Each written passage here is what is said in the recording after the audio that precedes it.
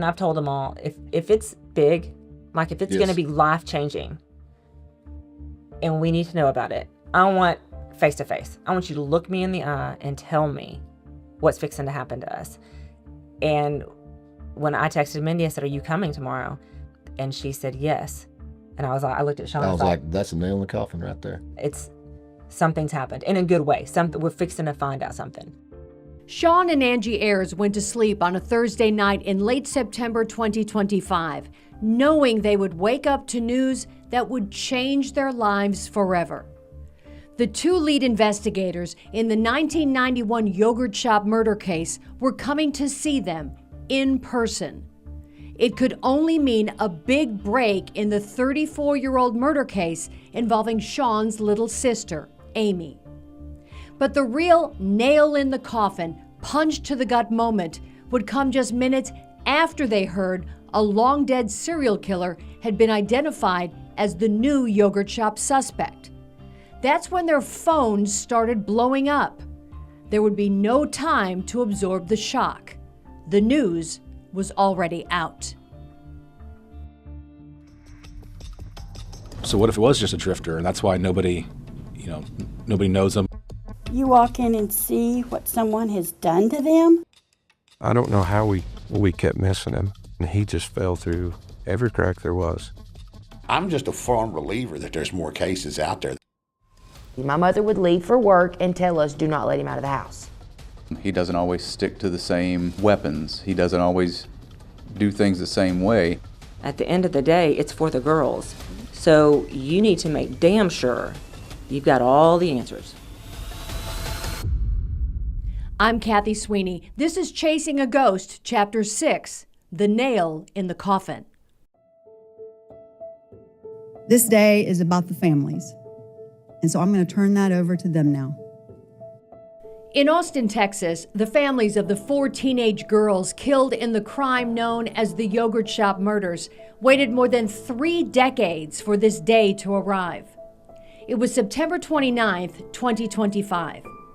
They were gathered at Austin City Council chambers that Monday morning with law enforcement and city leaders to take part in the formal announcement that serial killer Robert Brashears had been identified as the new prime suspect in the quadruple murder case.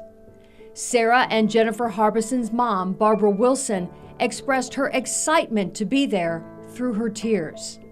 It's been a crazy couple of days, and I just really came here to say I'm full of gratitude.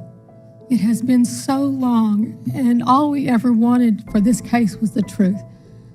Sonora Thomas spoke on behalf of her family, including her older sister, Eliza.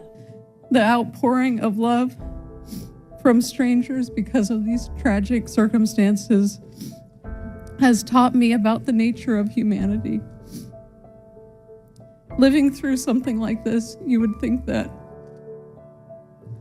I'd feel worse about humanity, but instead I feel better. Thank you for letting us have the chance today to speak. We greatly appreciate it. My name's Sean Ayers. Sean Ayers then addressed the room, representing Yogurt Shop's youngest victim, his little sister, Amy. I'd like to first thank God for giving us all the strength and perseverance for the last 34 years to finally have a little end to it. At one point, I had given up on God, but he never gave up on me, and I am thankful for that. And then, without skipping a beat, Ayers addressed what he and the other families had just experienced over the last 72 hours. Thank you for the persons that leaked information to the media. Thank you for the bombardment of texts and calls we got minutes after we found out from a face-to-face meeting with APD. Thanks for being responsible for some of the parents being called by media before they got the chance to have their face-to-face with APD. I can remember watching the news conference live, sitting in my newsroom, shocked to hear a victim's family member so openly call out the people responsible for leaking the Brashears news the Friday night before. People who were in that room being called out to their faces. And the Ayers weren't finished. Here's how Sean's wife, Angie, began her comments. Thank y'all for allowing me the time to speak today. There's been a great amount of emotion over the past few days that no one can explain unless you experienced it. And to those that leaked it before all the family members were notified, shame on you.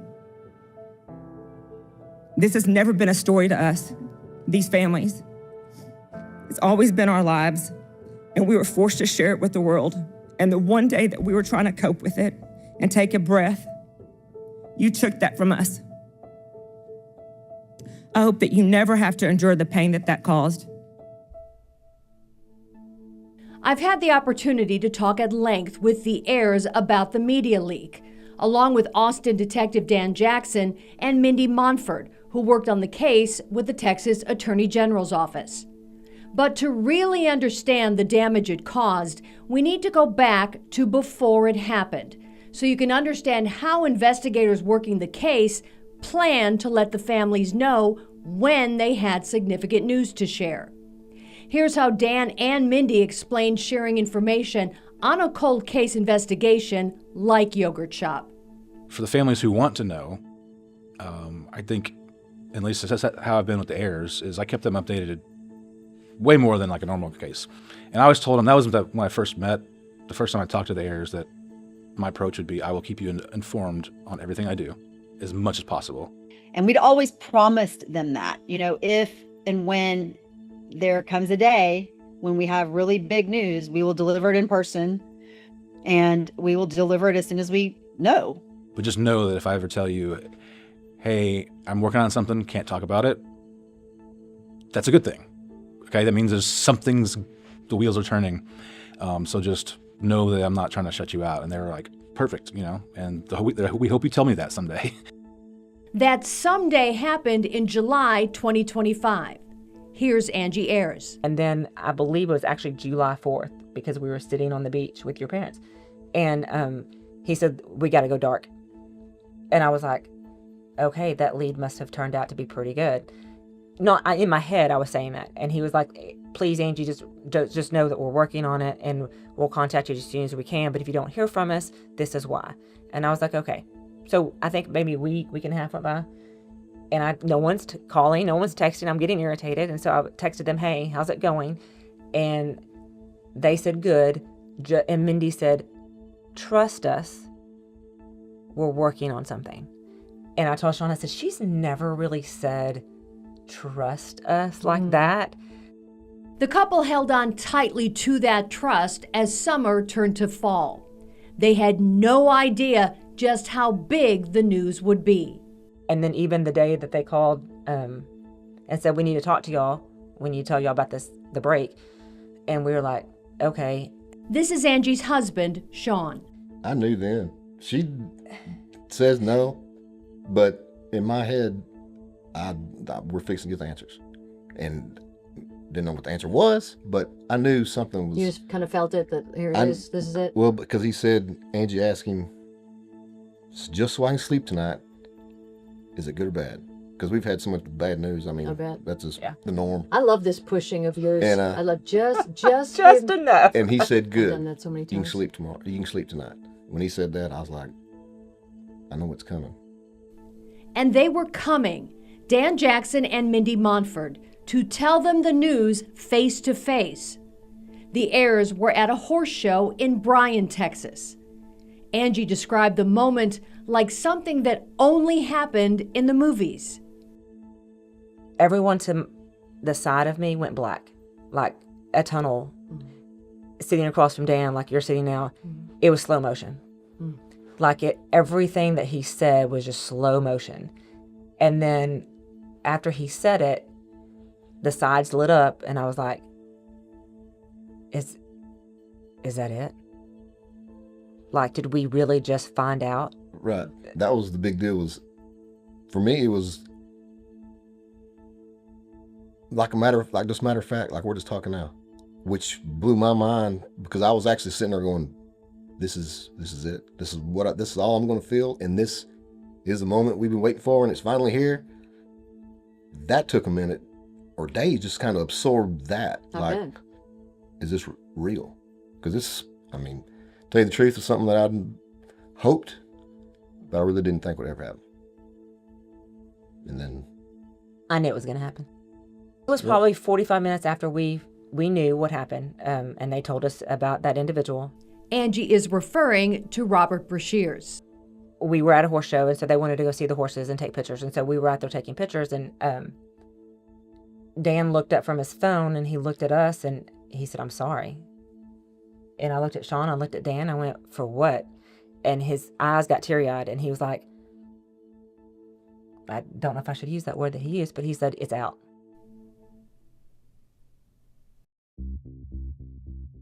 The news about Brashears was out. Dan Jackson and Mindy Montford still had 2 more families to notify. Jackson remembered that moment with the heirs when his phone started blowing up. I was being asked for comment on my personal cell phone from news outlets. Jackson quickly explained who told who what. And he's like, "This individual told this individual, and here's the text message." And then it wasn't 5 there's minutes. a reporter. Well, I'll go ahead and say it. I don't care. It was 5 minutes. My phone starts going off, and it was... And Dan started going off again.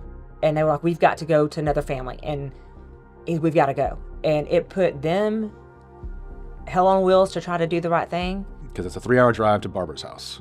Barbara is Barbara Wilson, mother of victims Sarah and Jennifer Harbison. And we don't want her to be watching the news in this break. I mean, that'd be horrible. So we got in the car and we hauled ass across 3 hours across Texas. And she answers the door. And she knew we were coming.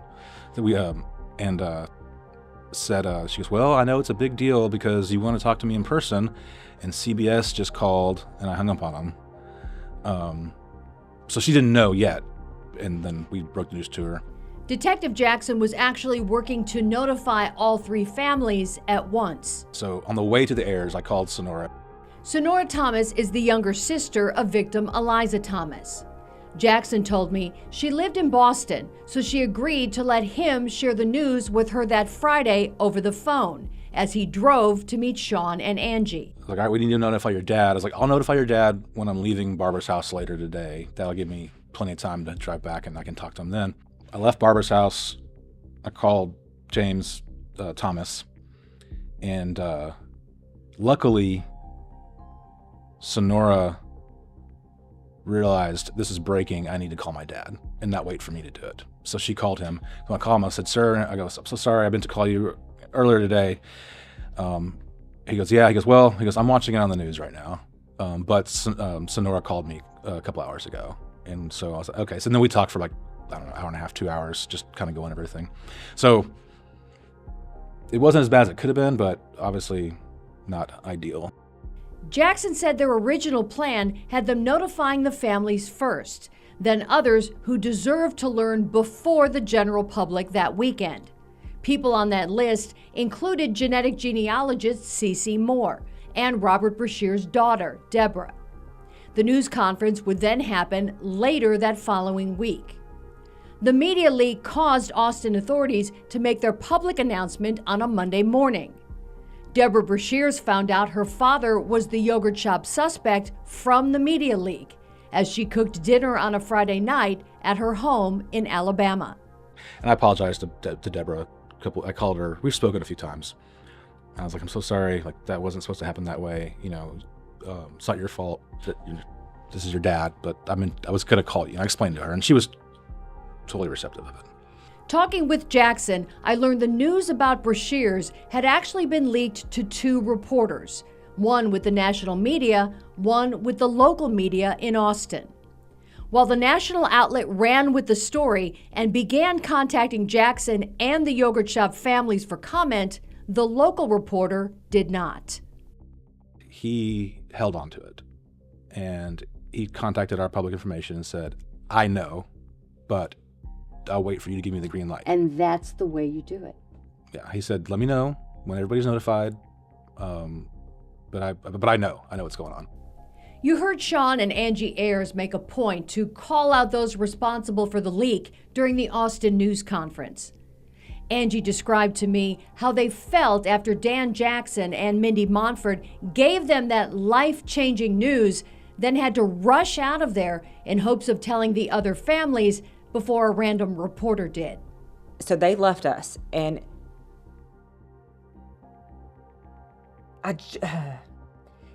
it was a awkward, despicable position that those people put us in. There was 2 people that leaked it. We could not register what just happened to us. Our life has been turned upside down. You've told us for 30-something years, this is what happened to the girls. And now it's totally changed. And I've got people calling me that only care about a story. The heirs felt betrayed, and they had every right to. But for the people tasked with delivering the news, like Dan Jackson and Mindy Montford, the leak was a logistical disaster they had been fighting against for days. One of the biggest issues, the sheer number of people in Austin city government who knew about the new yogurt shop suspect before the families of the 4 young victims. Remember, the shell casing link between Austin and Lexington, Kentucky happened in July. The Y-profile DNA match linking Yogurt Shop to the Jenny Zatricki murder in South Carolina happened in August. So that news was floating around Austin City Hall long before the families heard the name Robert Brashears on September 26th. Here's Mindy Montford. It was almost offensive to a point because we were having these meetings with 30 people from city staff, county staff, all very necessary. I get it. We need to make sure, our bases are covered before this gets out, and you have to follow certain steps for that. I get it. But it was dragging on way too long, in my opinion. And I was becoming very anxious. And I had told Dan, Dan, I'll just be honest. I'm not going into the weekend without telling the families. And if I have to, do it against the will of management, that's going to happen, because I've known these people and spent so much time with these people that was the last thing I was going to do, is betray their trust. And we needed to be the ones to tell them. Well, yeah, when I talked to Angie, and I did not realize this, but she pointed out to me that the city council, city leadership found out before the families did. And she was very adamantly against that and very upset that happened, and rightly so. Yeah, she had every right to be upset about that. And I knew that they would be upset about that. And I warned people of that. So I know that I've been in management roles in the DA's office. I know there are protocols that have to be followed. I know, out of respect for your partner agencies, you need to let them know. But I don't know that we needed to sit there and have meetings with 30 people, staff members, and people just kept coming in, and I'm thinking, who's this one? Who's next? So it was very frustrating. Montford has worked on the yogurt shop case since 2017. She told me the media leak also forced them to talk publicly about Robert Brashears before they were really ready. We just started chipping away at Brashears, and we had so many questions. So we wish we had had the time to look into all of this, because then when we took the news to the families, we might have had more answers.